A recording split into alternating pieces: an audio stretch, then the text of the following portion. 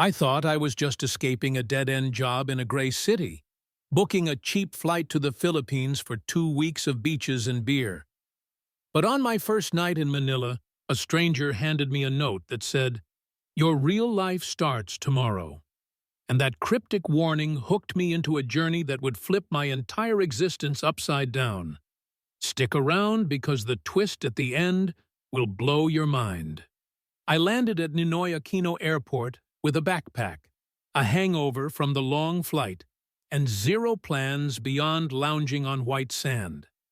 The air hit me like a wet towel, thick with exhaust from colorful jeepneys honking in every direction, vendors shouting about balut eggs and fresh mangoes, street kids weaving through traffic with smiles that lit up the chaos. I hopped into a taxi, the driver blasting OPM hits on the radio, and he grinned in the rearview mirror saying, "Welcome to the Philippines, boss. Where are you from?" I mumbled America, and he launched into a story about his cousin in California, laughing like we were old friends already. That was my first taste of Filipino hospitality. Bayanihan, they call it, where everyone helps everyone, no questions asked. We zoomed past skyscrapers mixed with shantytowns, billboards for San Miguel beer, towering over karaoke bars, spilling music into the night. I checked into a cheap hostel in Makati, the business district pulsing with life, neon lights reflecting off rainy streets, and crashed hard, dreaming of paradise islands. The next morning, I grabbed a jeepney to Intramuros, the old walled city from Spanish times, cobblestone streets lined with forts and churches that whispered history. A guide named Maria, with a flower in her hair, showed me around, explaining how Filipinos fought off colonizers for centuries, yet kept their joy alive. She pointed to cannonballs embedded in walls from World War II, saying, "We bend, but never break." I nodded, snapping photos, but inside I felt stuck in my own rut. 9 to 5 grind back home, no real friends, just scrolling through life on my phone. That afternoon, I flew to Cebu, the Queen City of the South, where the airport smelled of lechon, that crispy roasted pig everyone raves about. I rented a motorbike and rode to Moalboal, chasing rumors of sardine runs. Diving in, millions of sardines swirled around me like a living tornado. Schools parting and reforming in perfect sync, sunlight piercing the blue water in golden shafts.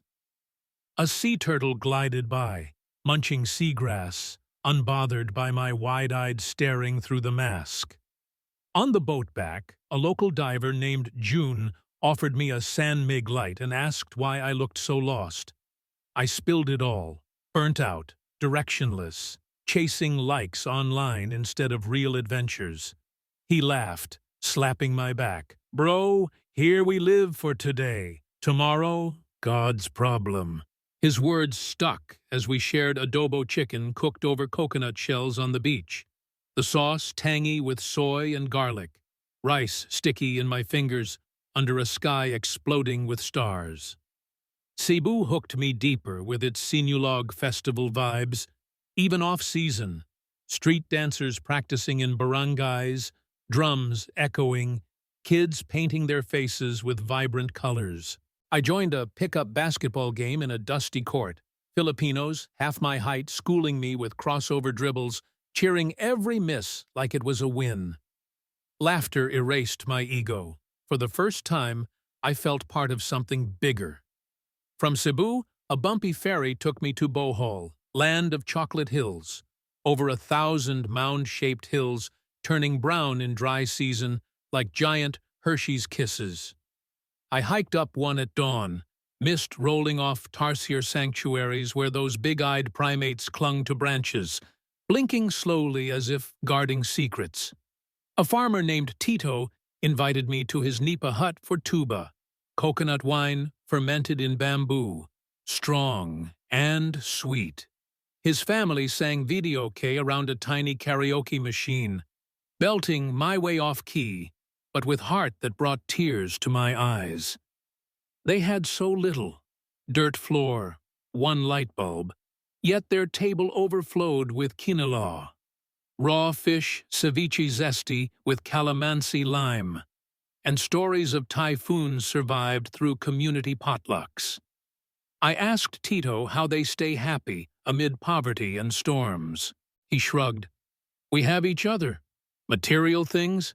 Bahala na. Come what may." That night, a storm brewed, rain lashing the roof like bullets, but inside, we danced halo halo, layered shaved ice dessert with ube ice cream and jackfruit, sweetness cutting the thunder. Bohol's resilience mirrored the people. I started questioning my cushy complaints back home. Craving more isolation, I island hopped to Palawan, crowned the world's best island more than once. El Nido's limestone cliffs jutted from turquoise lagoons like dragon teeth, kayaks slicing through hidden beaches accessible only by swimming under rock arches. I snorkeled in coral gardens teeming with clownfish darting in anemones, a reef shark shadowing me harmlessly, heart pounding with thrill, not fear. Camping on a deserted cove, I built a fire with driftwood, grilling fresh lapu-lapu fish caught that day, the smoke mixing with salty air as bioluminescent plankton sparkled in waves like underwater stars. A fisherman's daughter, Lila, joined me, teaching Tagalog phrases while braiding my hair with shells. She shared tales of underground rivers in Puerto Princesa, a UNESCO wonder where boats glide through caves dripping with stalactites, bats fluttering overhead in echoing darkness. Her eyes shone when talking about family fiestas, lechon centerpiece, games of sack races, elders blessing the young. I confessed my loneliness. She hugged me, saying, "Here, you're never alone. Handa kami para sayo. We're here for you." Palawan healed something in me, nature's raw beauty stripping away my defenses. But the real shift brewed in Siargao, surfing capital, with cloud-9 waves curling like perfect tubes. I signed up for lessons, wiping out endlessly on a foam board, salt water up my nose, instructor yelling, "Pop up, paddle harder," until one magical ride where I stood, wind whipping, ocean carrying me to shore. High-fiving strangers on the beach, sharing buko juice from fresh coconuts. I felt alive, reborn in foam and sun. Nights blurred into beach parties, fire dancers twirling flames to reggae beats, travelers from everywhere swapping stories over buckets of Red Horse beer.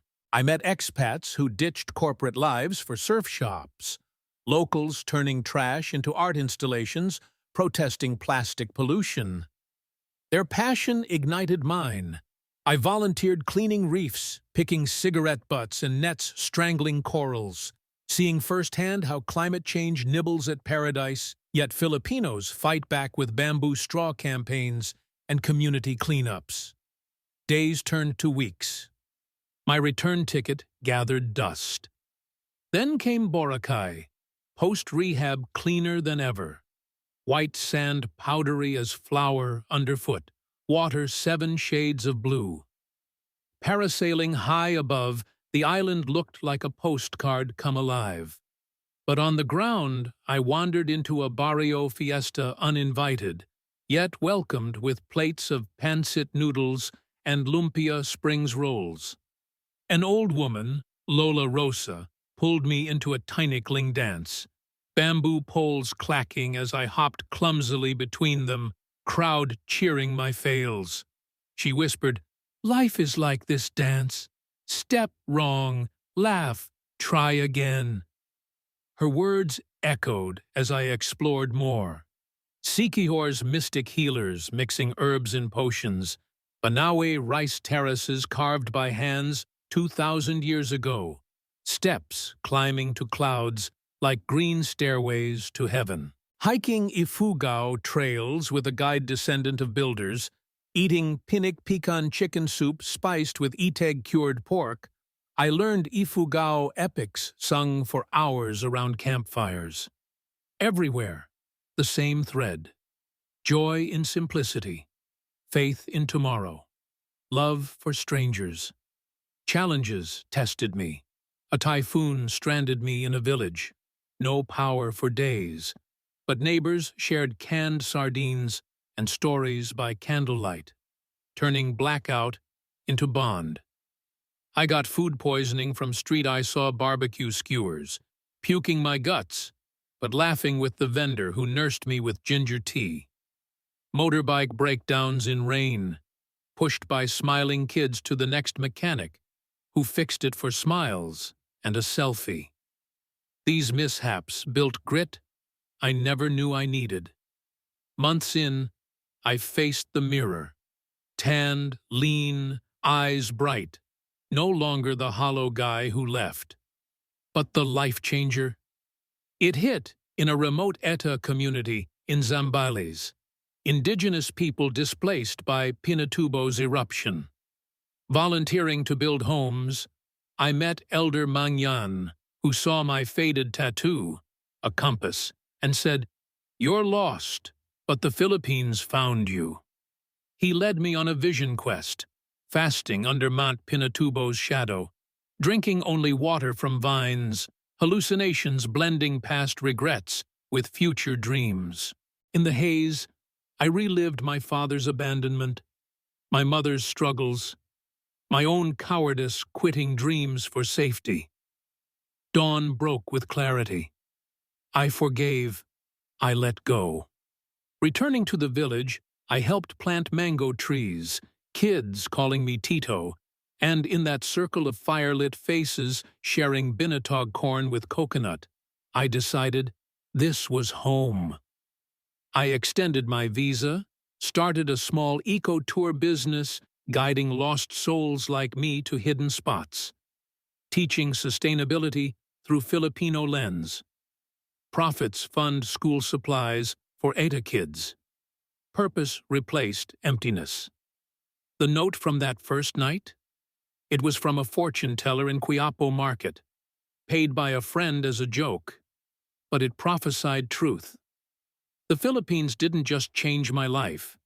It saved it, turning a runaway into a giver, isolation into ohana. If you're watching this, feeling stuck, book that ticket.